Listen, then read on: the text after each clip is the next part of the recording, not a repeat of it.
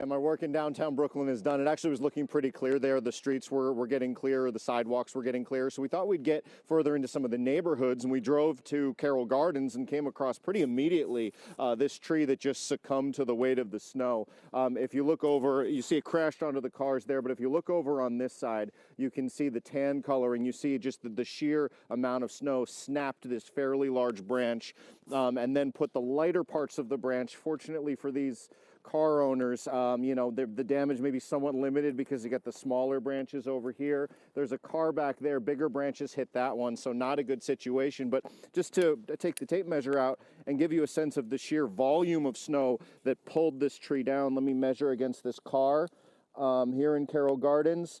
13 inches fell locally, so this kind of thick, heavy packing snow onto the tree, fell onto the car. It is going to be quite the work to dig these cars out. And let me show you what I'm talking about, because the plow, not only did a tree fall on this side and hit these cars, the plow tucked these cars in. I'm going to try to get over the bank here safely and carefully. So the cars on this side of the street, the owners have to dig out a bank that is, I won't even try to push through it, but is roughly 3.5 feet tall.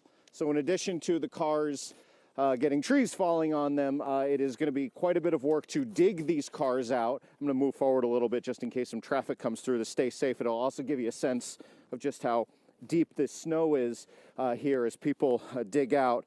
I mean, this is a lot of snow over here in Carroll Gardens.